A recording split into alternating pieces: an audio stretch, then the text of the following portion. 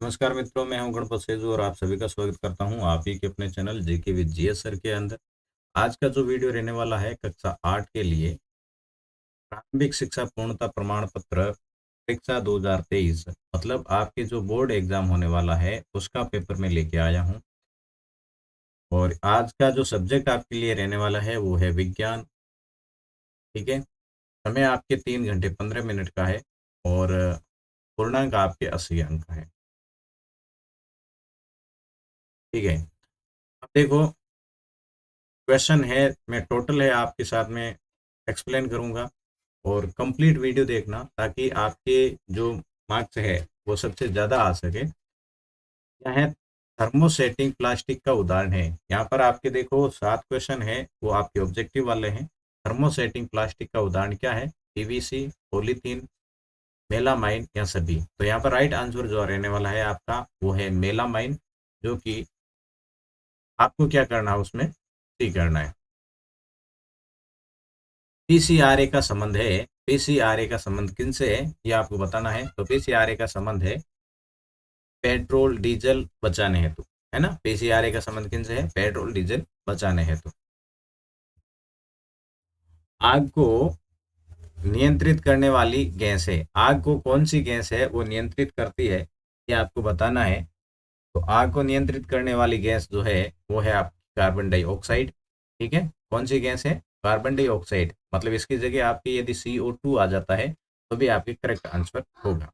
अगला जो क्वेश्चन होगा वो है आपके निम्न कथनों को सत्य या असत्य चिन्हित कीजिए। सत्य और असत्य है आपको बताना है।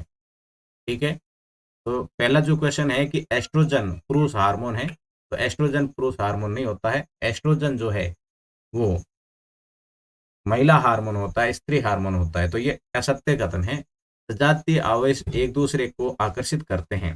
तो ये भी सजातीय जो आवेश है वो एक दूसरे को नहीं करते हैं, सजातीय नहीं है।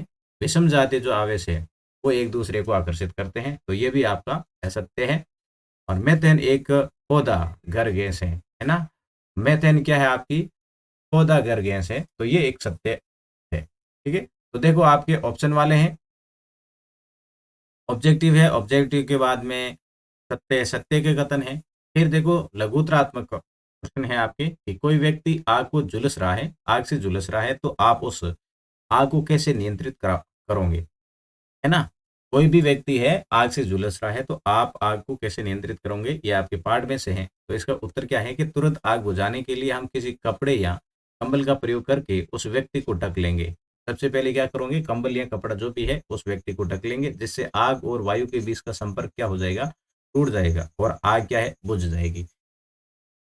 ठीक है ना। यहाँ पर ऐसा नहीं है कि ऊपर पानी रेत वगैरह डालें। तो आग और हवा का जो संपर्क होता है, ऑक्सीजन का जो संपर्क होता है उनको तोड़ना होता है। तो यदि ढक लेंगे तो उनका संपर्क टूट जाएगा और फिर आग है वो क्या है? बुझ जाएगी। अगला क्वेश्चन है कि निषेचन किसे कहते हैं?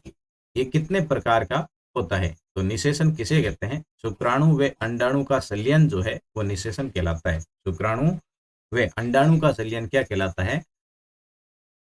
निषेचन कहलाता है। और निषेचन 2 प्रकार के होते हैं। यहाँ पर आपसे पूछा गया है निषेचन कितने प्रकार के होते हैं। तो निषेचन 2 प्रकार के होते हैं। एक तो होता है बाह्य निषेचन और एक होता है आपके आंतरिक निषेचन। अगला क्वेश्चन है कि कायांतरण किसे कहते हैं? कायांतरण किसे कहते हैं? तो लार्वा के कुछ विशेष परिवर्तन द्वारा वयस्क जंतु में बदलने की जो प्रक्रिया होती है उसे क्या कहते हैं? कायांतरण कहते हैं। जो लार्वा है, लार्वा के कुछ विशेष परिवर्तन द्वारा वयस्क जंतु में बदलने की प्रक्रिया, लार्वा है के अंदर कुछ परिवर्तन होगा और एक वो वयस्क जंतु बन जाएगा, तो उसे अपन क्या कहते हैं? कायांतरण कहते हैं। काया का अर्थ होता है शरीर, शरीर अंतरण का अर्थ है परिवर्तन आना, जैसे कि टेडपोल।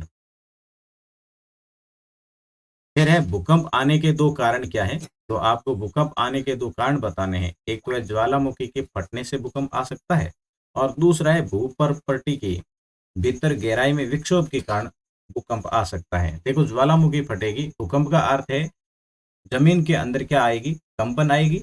और जमीन में कंपन कैसे आ सकती है? तो ज्वालामुखी फटेंगे तो जमीन में कंपन होगी, उसे अपन भूकंप कहते हैं। और भूपर्पटी मतलब भूमि के अंदर भीतर गहराई में विक्षोभ के कारण, है ना, उसके अंदर कुछ संलयन होता है, उसके कारण जो कंपन आती है उसे भूकंप कहते हैं। सूर्य से उसकी दूरी के अनुसार ग्रहों के नाम बताने हैं। तो सूर्य के दूरी के अनुसार ग्रहों के नाम बताने हैं: बुध, शुक्र, पृथ्वी, मंगल, बृहस्पति, शनि, यूरेनस और नेपच्यून। तो यहाँ देखो, मैं आपको एक थोड़ा यहाँ हिंट दे देता हूँ। शुरुआत आपको बुधवार से करनी है। किन से करनी है? बुधवार से, है ना। तो बुध, बुध के बाद में एक बार आपको छोड़ देना है। बुध के बाद में गुरु आता है, गुरु छोड़ दो, और फिर आ जाएगा शुक्र। शुक्र के बाद में शनि छोड़ दो, रवि। पृथ्वी को क्या करना है आपको? पृथ्वी को आपको क्या करना है? रवि की जगह मान लेना है। फिर है सोम को निकाल दो और फिर ले आओ मंगल को। फिर है बुध को छोड़ दो और फिर ले आओ गुरुवार, मतलब बृहस्पतिवार होता है। और उसके बाद में गुरु के बाद शुक्र छोड़ दो और शनि हो जाएगा।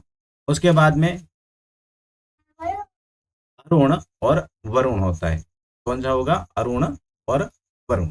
तो यहाँ आपके ये आसानी से हो जाएगा। एक बुधवार से आपको शुरू करना है, बुधवार से आपको शुरू करना है, और एक एक दिन छोड़कर आपको क्या कर, दिन क्या, सॉरी, हाँ, दिन छोड़कर है आपको क्या कर देना है, अगला दिन ले लेना है। बुध के बाद में गुरु छोड़ा, शुक्र आ गया। शुक्र के बाद में शनि छोड़ा, रवि आ गया। रवि के बाद में सोम छोड़ा, मंगल आ गया। मंगल के बाद में बुध छोड़ा, गुरुवार आ गया। गुरु के बाद में शुक्र छोड़ा, शनि आ गया। और उसके बाद में अरुण वरुण आ जाएगा, मतलब यूरेनस और नेपच्यून।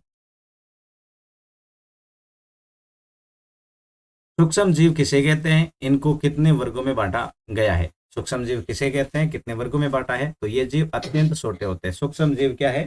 अत्यंत छोटे होते हैं, तथा इन्हें बिना यंत्र की सहायता से देखना असंभव होता है। सूक्ष्म का अर्थ है मतलब बहुत छोटे, और बिना किसी यंत्र की सहायता से इन्हें देखा नहीं जाता है। सूक्ष्म जीवों के मुख्य 4 वर्ग होते हैं। एक तो आपका होता है जीवाणु, दूसरा है कवक, तीसरा है प्रोटोजोआ, और चौथा है शैवाल।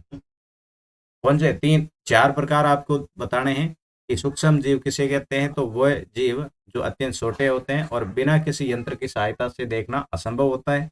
और ये इनके 4 वर्ग होते हैं। एक तो जीवाणु है, कवक है, प्रोटोजोआ है और शैवाल है। ठीक है, देखते हैं अगला क्वेश्चन। पेट, पीईटी क्या है और बहुलक किसे कहते हैं? तो पीईटी का अर्थ है पॉलीथीन पॉलीएथीन टेरेप्थेलेट। पेट का पूरा नाम है पॉलीएथीन टेरेप्थेलेट।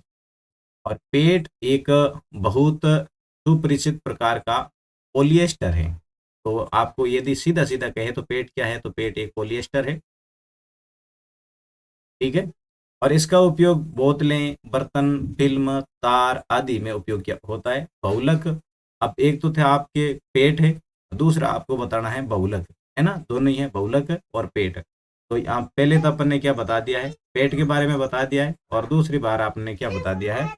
बहुलक के बारे में बता दिया। बहुलक वे पदार्थ है जो बहुत सी छोटी छोटी इकाइयों से बने होते हैं। प्रकृति में पाए जाने वाला कपास भी एक बहुलक है ना। बहुलक का यदि अपन एक उदाहरण की तरफ देखें तो वो कौन सा होगा? कपास होगा। और उसके बाद में अगला क्वेश्चन की तरफ बढ़ते हैं, क्वेश्चन नंबर 14। इसमें आपको क्या करना है? समूह 1 को समूह 2 से मिलान करना है। यहाँ पर समूह 1 है और आगे समूह आपका 2 है, इनको मिलान करना है। तो कैसे करोगे? पेट्रोल, पेट्रोल क्या होता है?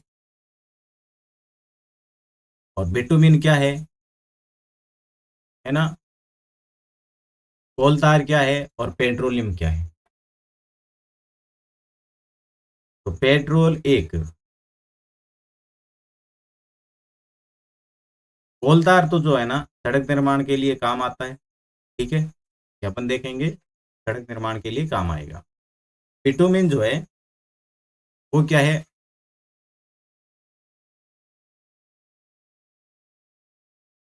पेट्रोल और पेट्रोलियम। देख लेते हैं आगे कुछ होते रखा। और उसके बाद में पेट्रोलियम आपके, बिटुमिन है, कोयले का प्रकार है। ठीक है, तो ये एक हो सकता है आपके काला गाढ़ा द्रव। और पेट्रोलियम क्या है? पेट्रोल आपके हो जाएगा वाहन ईंधन और पेट्रोलियम हो जाएगा तेलीय द्रव। ठीक है। नीचे लिखे गए वाक्यों की सत्यता की जांच कर सत्य या असत्य पर सही का निशान करना है। तो यहाँ पर सत्य और असत्य वाले क्वेश्चन है, तो ये देख लेते हैं। वनोन्मूलन के कारण सूखा, बाढ़, मरुस्थलीकरण को बढ़ावा देता है। तो वनों का उन्मूलन मतलब वन काट देंगे, भावना, मरुस्थलीकरण को बढ़ावा मिला, तो इसमें ये क्या है? सत्य होगा, क्योंकि वनों को काटा जाएगा तो मरुस्थलीकरण हो जाएगा। उसके बाद में सफेद हाथी, शेर, जंगली भैंसा, बारहसिंगा संकटापन जंतु है। देखो, संकटापन जंतु वे होते हैं जो कि आगे भविष्य में ये जंतु देखने को नहीं मिलेंगे, इनका शिकार ज्यादा होता है, तो इस कारण है ये एक संकट की पन जंतु माने जाते हैं। तो इसमें जो राइट है, तो ये भी एक सत्य है। तो किसी विशेष क्षेत्र में पाए जाने वाले पेड़ पौधे उस क्षेत्र के प्राणी जात कहलाते। देखो, पेड़ पौधे प्राणी जात नहीं कहलाते हैं, तो ये आपका असत्य होगा। पृथ्वी का वे भाग जहाँ सजीव पाए जाते हैं जल मंडल कहलाते हैं, ये गलत है, उनको कहते हैं जीव मंडल। ठीक है ना। तो ये भी आपका इस प्रकार के सत्य और असत्य पर आपको लिखना होता है। क्वेश्चन नंबर 16 है कि पादप कोशिका एवं जंतु कोशिका में 3 अंतर बताने। ठीक है, पादप कोशिका और जंतु कोशिका में 3 अंतर बताते हुए मानव तंत्रिका कोशिका का रेखा चित्र बनाइए। देखो, बड़ा क्वेश्चन है, तो इसमें आपको क्या करना है? पादप कोशिका का पहले देख लेते हैं कि इसमें कोशिका भित्ति पाई जाती है, इनकी रिक्तिकाएं बड़ी होती है और प्लेस्टिड उपस्थित होते हैं। तो ये तो पादप कोशिका हो गई। अब जंतु कोशिका को तीनों को देख लेंगे, तो इसमें अंतर है वो फिक्स हो जाएगा। इसमें कोशिका भित्तु भित्ति है वो अनुपस्थित रहती है, जबकि पादप में होती है। रिक्तिकाएं बहुत छोटी छोटी होती है, उसमें बड़ी होती है। और प्लेस्टिक अनुपस्थित रहते हैं, जबकि पादप कोशिका के अंदर उपस्थित रहते हैं। अब देखो, इसी क्वेश्चन के अंदर आपको बोला गया है कि मानव तंत्रिका कोशिका का चित्र बनाना है।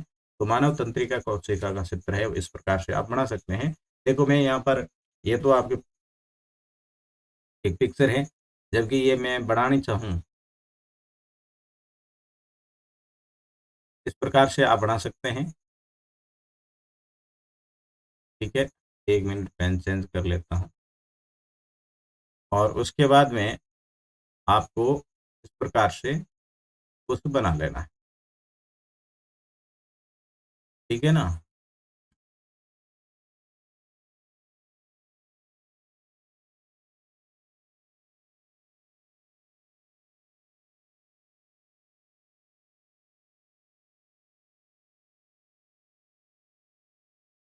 और फिर यहाँ पर आपको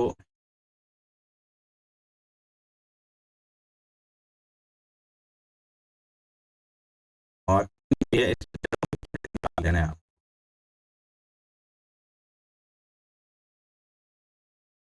तो मैंने आपके सामने है, आपको बनाना बता दिया है कि आपको किस प्रकार से इनको बनाना है। ठीक है। उसके बाद में अगला जो क्वेश्चन है कि बल व दाब में अंतर बताइए। बल और दाब में अंतर क्या है? तो बल द्वारा किसी वस्तुओं में क्या परिवर्तन कर सकते हैं, ये भी आपको बताना है। तो आप क्या लिखोगे कि बल, पहले तो है बल को बता दूंगे कि किसी वस्तु पर लगने वाले धक्के या खिंचाव को क्या कहते हैं? बल कहते हैं। और बल का जो मात्रक है वो होता है न्यूटन। बल का मात्रक क्या होता है? न्यूटन होता है, अर्थात force is equal to M A. फिर है दाब, किसी पृष्ठ के प्रति एकांक क्षेत्रफल पर लगने वाले बल को दाब कहते हैं। दाब क्या होगा? किसी पृष्ठ पर एकांक क्षेत्रफल पर लगने वाला जो बल है उसे दाब कहते हैं। और दाब को किस में मापा जाता है? तो पास्कल के अंदर मापा जाता है। और बल को किस में मापा जाता है? न्यूटन में मापा जाता है। अर्थात pressure, pressure is equal to F upon A. फिर है वस्तु की गति में परिवर्तन और वस्तु की गति की दिशा में परिवर्तन, ये दाब के परिवर्तन का कारण। उसके बाद में वर्णन कीजिए कि घर्षण किस प्रकार शत्रु व मित्र दोनों है। घर्षण है वो शत्रु भी है और मित्र है। ये बहुत ही इंपॉर्टेंट क्वेश्चन है, ध्यान रखना ये। अब ये देखते हैं, घर्षण शत्रु है तो घर्षण शत्रु कैसे हैं? घर्षण के कारण गति करती हुई वस्तु की ऊर्जा की काफी मात्रा उष्मा के रूप में व्यर्थ चली जाती है। देखो उसमें उष्मा है, घर्षण करने पर ज्यादा खर्च होती है, इस कारण ये शत्रु है। घर्षण के कारण मशीनों की दक्षता का ह्रास होता है, मतलब घटाव होता है।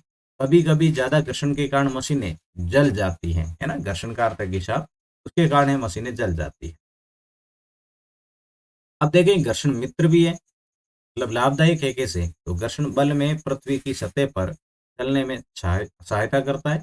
तो घर्षण है जो बल में पृथ्वी की सतह पर चलने में सहायता करता है। यदि घर्षण ना हो तो कोई भवन निर्माण नहीं हो सकता है। तो घर्षण बल वाहन को रोकने में भी सहायता करता है।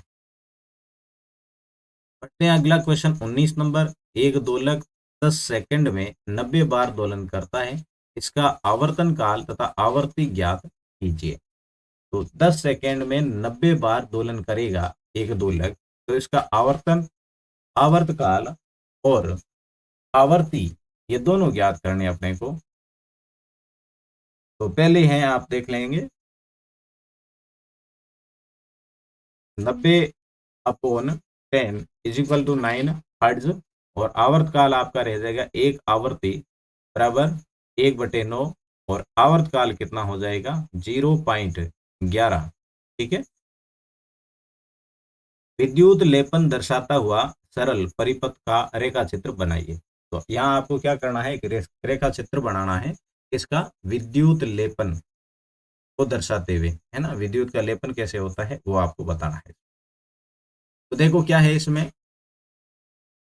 तो सबसे पहले तो आप क्या लोगे, उसमें एक जार लोगे, ठीक है, और जार के अंदर क्या डालोगे, तांबे की प्लेटें डालोगे, जैसे कि यहाँ पर ये डाली हुई है तांबे की प्लेटें। ठीक है।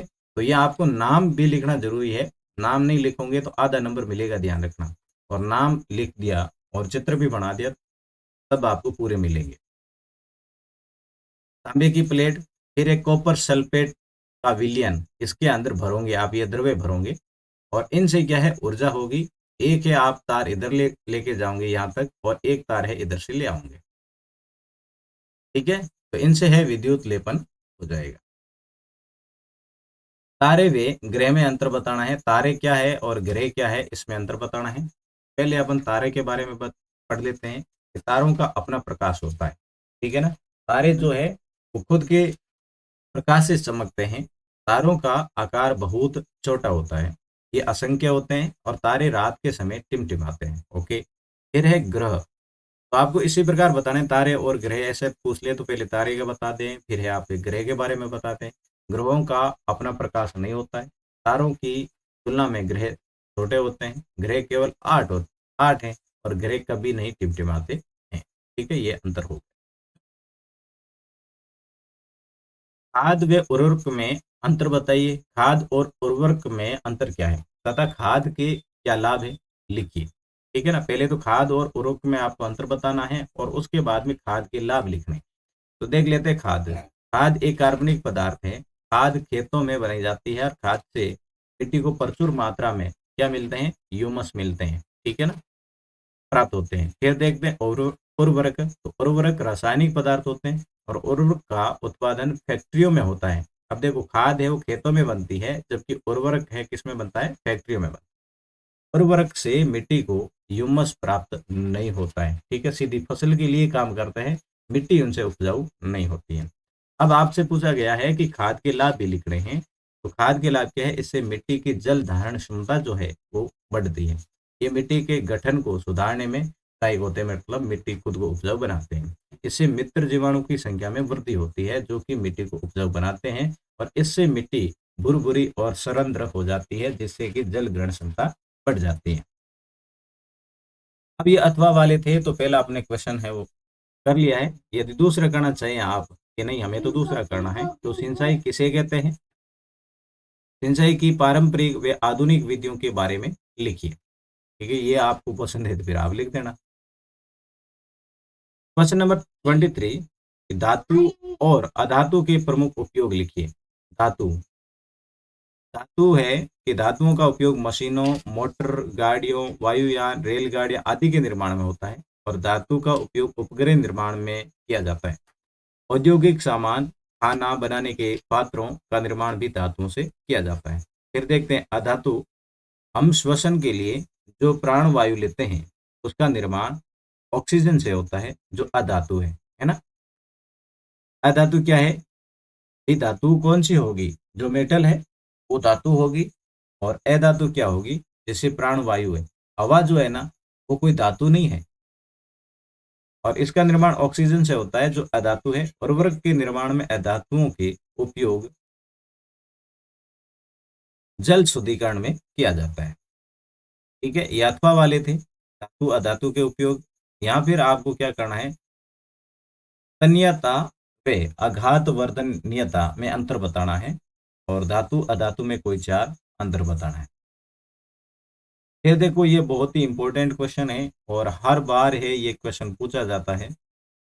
मानव नेत्र का मतलब मानव जो आंख है उसका नामांकित चित्र बनाना है, मतलब नाम भी आपको साथ में लिखना है। तो ये है नामांकित चित्र। तो अपन भी साइड में ट्राई करते हैं। देखो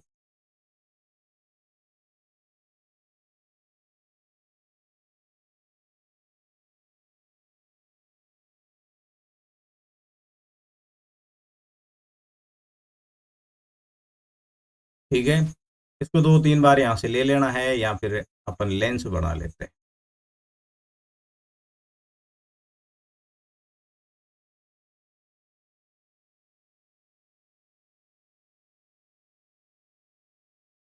लेंस कुछ बड़ा ही बन रहा है रे।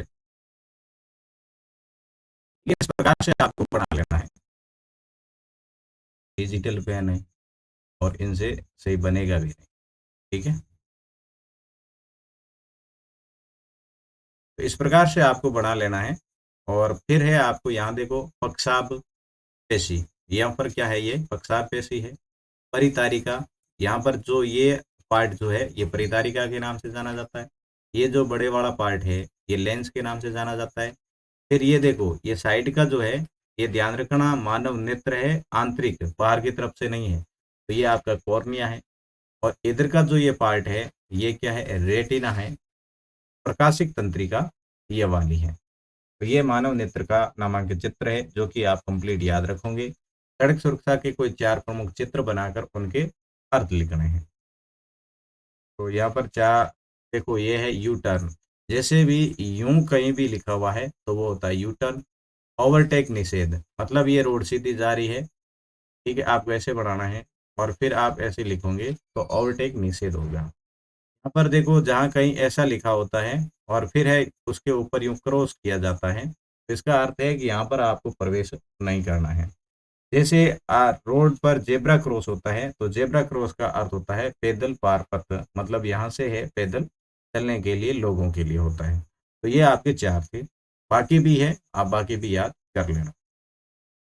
परावर्तन किसे कहते हैं और नियमित तथा विस्तृत परावर्तन में अंतर बताइए, इसके क्या नियम है लिखिए। सड़क दुर्घटना की प्रमुख कारण बताइए। तो ये आप खुद कर सकते हैं।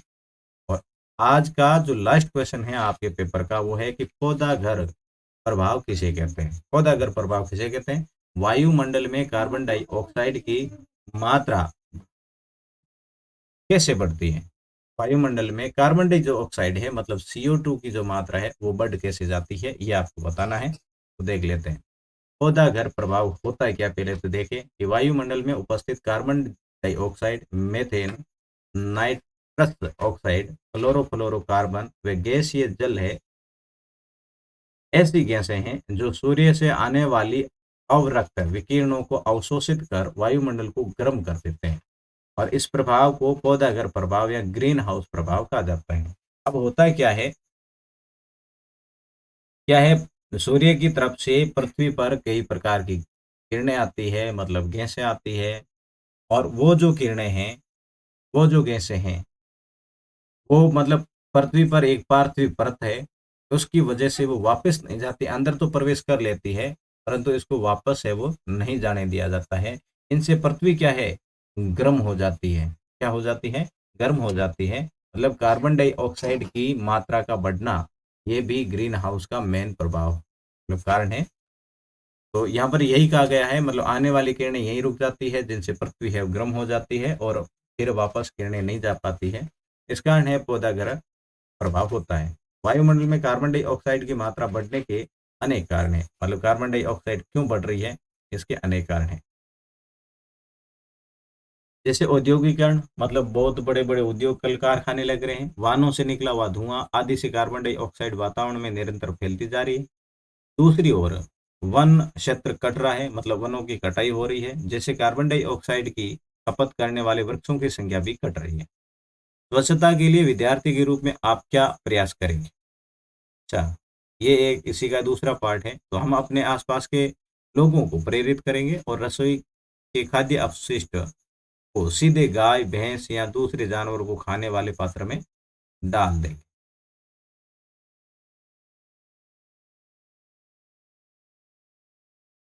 तो देखो, ये था आज का पेपर।